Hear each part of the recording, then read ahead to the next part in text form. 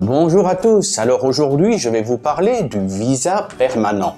Oui, vous avez bien entendu, permanent. C'est un terme qui fait bien sûr rêver. Rassurez-vous, ce n'est pas un Graal inaccessible et non, ça n'a rien à voir avec une demande de naturalisation.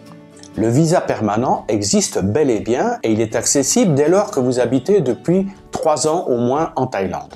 Je vous parle aujourd'hui du visa permanent parce qu'on en a parlé discrètement la dernière fois à propos du TM30. Bon, je ne vais pas reprendre toute l'histoire du TM30. Ceux qui ne savent pas de quoi il s'agit, je vous mets dans la description un lien qui mène vers la vidéo qui parle de ce fameux TM30.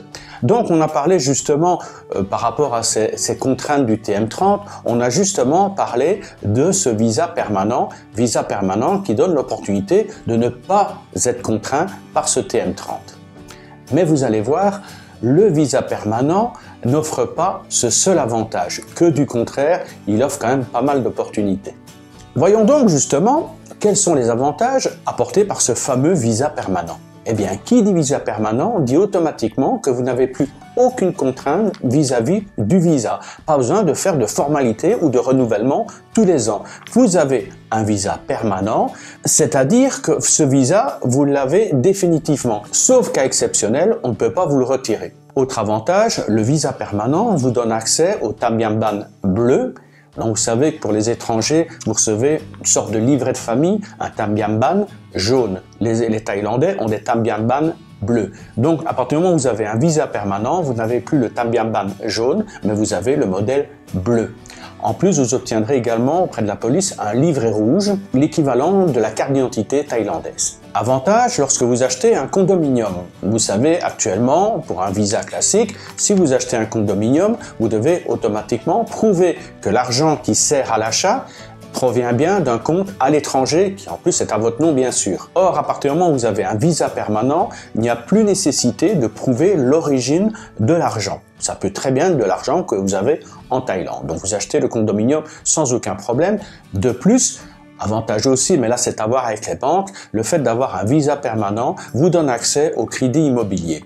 Mais là bon, ça n'a rien à voir avec l'État, c'est plutôt aux banques à voir, ok, vous avez un visa permanent, il faut voir aussi quelles sont leurs conditions, les propositions qu'ils vous font, mais en tout cas, vous savez qu'il y a une opportunité, qu'il y a une possibilité, qui n'est pas systématiquement un refus, comme c'est le cas pour n'importe quel étranger qui va faire une demande de prêt auprès d'une banque. À partir du moment où vous avez un visa permanent, vous pouvez faire une demande pour un membre de votre famille pour qu'il ait également un visa prolongé. Donc c'est intéressant, il y a par exemple certaines personnes qui se disent « tiens, je voudrais bien que mon papa ou ma maman viennent me rejoindre pour terminer tranquillement leur parcours de vie ici au pays du sourire ». Donc à ce moment-là, vous pouvez faire une demande. Le membre de la famille n'est pas lié par toutes les contraintes liées par exemple à un visa retraité et autres. Donc vous pouvez faire la demande d'un visa prolongé pour ce membre de la famille. D'ailleurs, toujours dans le cadre familial, il y a aussi un avantage certain, c'est par exemple pour les couples étrangers. Phalang-phalang, donc non pas un couple mixte, mais bien un couple phalang-phalang, qui peut accéder à un avantage par rapport à un de leurs enfants qui serait né sur le sol thaïlandais. Donc vous êtes un couple étranger, si votre enfant est né sur le sol thaïlandais et que vous disposez d'un visa permanent, à ce moment-là, votre enfant peut obtenir automatiquement la nationalité thaïlandaise. Bon, il y a d'autres petits avantages, ça dépend comment on se place, mais il y a quelques avantages supplémentaires, je vais pas tous les citer. Bon, par exemple, vous avez un accès facilité pour le permis de travail. Vous allez à l'aéroport, lorsque vous revenez en Thaïlande, vous ne faites pas la queue par rapport aux étrangers, vous pouvez aller directement dans la file réservée aux Thaïlandais. Évidemment, comme je le disais avant, plus de problèmes de TM30, donc vous n'êtes plus obligé de faire systématiquement les démarches lorsque vous vous déplacez. Ou encore, vous pouvez devenir administrateur d'une société publique thaïlandaise. Il y a sûrement encore d'autres petits avantages, mais enfin voilà, c'est ce que j'ai révélé de plus flagrant au niveau des informations que j'ai collectées sur Internet. Petite information comme ça rapide en passant, je mets quand même régulièrement des vidéos en ligne, donc si vous voulez être au courant de ces vidéos, abonnez-vous. Donc là il y a un petit clic en bas à droite pour pouvoir s'abonner, il y a une petite cloche qui apparaît aussi si vous voulez être tenu automatiquement au courant des nouvelles vidéos qui apparaissent, et au pire si vous ne vous abonnez pas, si vous appréciez un peu le contenu, vous mettez un petit like, et si vous avez des questions, il y a pas mal de place en dessous pour mettre des commentaires, donc n'hésitez pas, je réponds à tous les commentaires. ouvert, sauf bon, ceux qui sont injurieux, racistes, agressifs et autres, ben là ils sont systématiquement mis à la poubelle. Donc ne perdez pas votre temps à venir me chercher des noises, c'est supprimé, c'est effacé et ça m'indiffère totalement. Alors comment obtenir le fameux visa permanent, qu'on appelle également visa de résidence? Bon, tout d'abord, il faut savoir qu'il y a des dates spécifiques pour faire le dépôt de votre candidature. Généralement, ces dates se situent vers septembre-octobre et sont valables jusqu'à la fin de l'année. Mais cette année-ci, on peut constater, j'ai lu ça directement sur le site de l'immigration, je vous mettrai de toute façon des liens et des copies sur l'article de mon blog qui parle justement de ce visa permanent.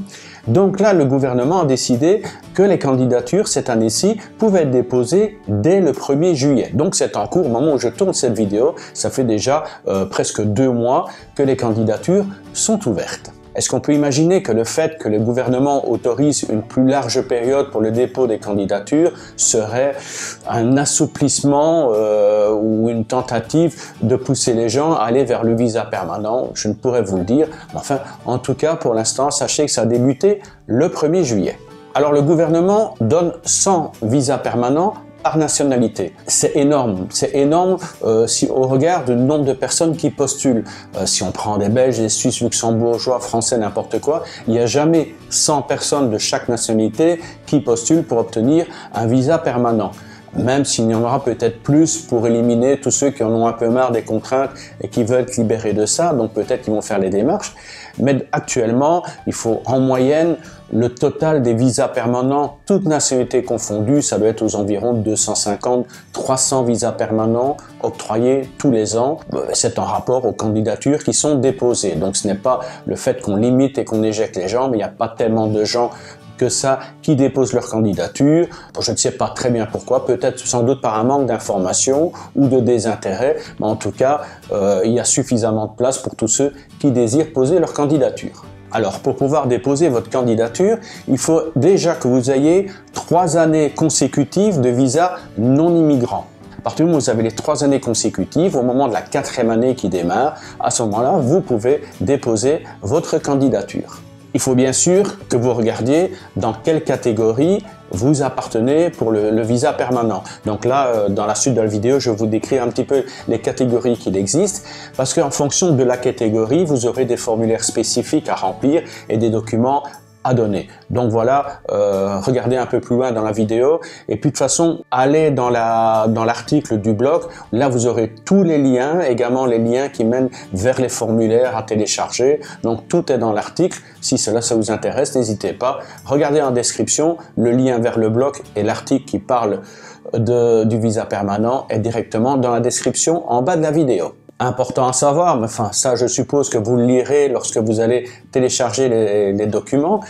Tous les documents que vous recevrez, que vous irez chercher à votre ambassade ou vous récupérez de la société et autres, doivent être systématiquement traduits en thaï par une personne certifiée. D'ailleurs, les traductions devront être certifiées. Alors une fois que votre dossier est complet, il suffit de vous rendre dans une adresse dédiée. Il y aura également, vous trouverez sur internet le site de l'immigration, toutes les adresses dédiées pour déposer votre candidature. Vous déposez votre candidature et les frais pour ce dossier sont d'environ 8000 bahts, je crois peut-être 7600 bahts. Et ensuite, une fois que votre dossier est déposé, vous rentrez chez vous et vous attendez tranquillement de recevoir votre convocation. Alors important, la convocation, il faut absolument y répondre. Si jamais vous ne vous présentez pas, toute votre procédure est annulée et à mon avis, la prochaine fois que vous poserez votre candidature, ça ne passera pas non plus. Alors lors de la convocation, vous vous présenterez à un officier et à ce moment-là, il vous posera quelques questions en thaïlandais. Donc il y aura peut-être un tirage au sort sur des questions. Ce sont vraiment des questions basiques. Le but, c'est d'avoir un entretien de base, vraiment très simple, en thaïlandais. Il faut que vous puissiez échanger en langue thaïlandaise. Attention, on ne vous demande pas de lire ou d'écrire le thaïlandais, juste d'avoir une petite conversation basique. Une fois l'entretien terminé, vous rentrez chez vous et là, il n'y a plus qu'à attendre et attendre. En effet, le processus est relativement long, ça peut prendre quasiment 1 an, voire plus. Alors, bonne nouvelle, 1 an plus tard, vous recevez le papier, ça y est, vous êtes éligible au visa permanent. Il suffit de retourner à l'immigration, de recevoir les documents. Vous devrez également passer au bureau de police pour récupérer votre livret rouge, l'équivalent de la carte d'identité thaïlandaise. Et il va falloir payer, évidemment. Donc, ça ne se paye qu'une fois. C'est un visa permanent, donc jusqu'à la fin de votre vie, tant que vous restez en Thaïlande, sauf si le visa est révoqué parce que vous avez commis une faute grave, vous allez en prison. Là, vous perdez automatiquement votre visa. D'ailleurs, il faut un casier judiciaire vierge pour obtenir le visa permanent. C'est pour cela aussi qu'ils prennent le temps d'enquêter. Donc, on prendra même vos empreintes digitales. Donc, vraiment vérifier que vous n'avez pas eu maille à partir avec la justice et vous n'êtes pas recherché par Interpol. Donc voilà, il y a toutes les enquêtes qui sont faites.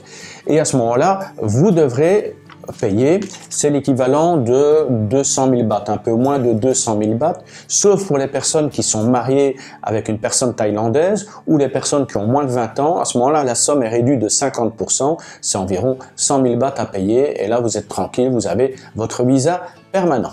Alors, quelles sont les 5 catégories qui permettent d'accéder au visa permanent? Je vais vraiment les survoler, je donne quelques petits détails dans mon article, mais enfin bon, il n'y a pas grand-chose, enfin, je ne veux pas dire qu'il n'y a pas grand-chose à raconter. En fait, pour chaque catégorie, il y a des documents spécifiques.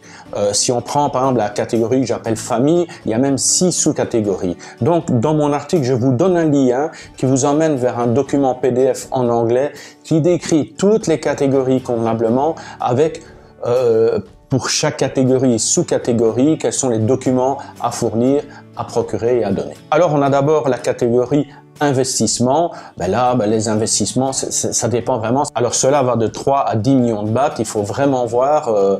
Je vous dis ça, vous allez directement dans le document PDF pour avoir tous les détails. La deuxième catégorie, c'est la catégorie emploi. Donc, en fonction de l'emploi que vous avez, en fonction du salaire que vous touchez, vous pouvez accéder au visa permanent. Je crois que les salaires doivent débuter aux environs de 80 000 bahts par mois.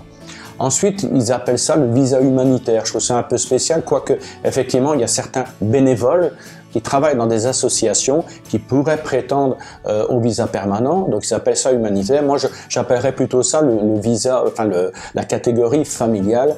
Donc, c'est pour les gens qui sont mariés avec des Thaïlandais ou des Thaïlandaises. C'est pour les personnes aussi qui ont des enfants thaïlandais.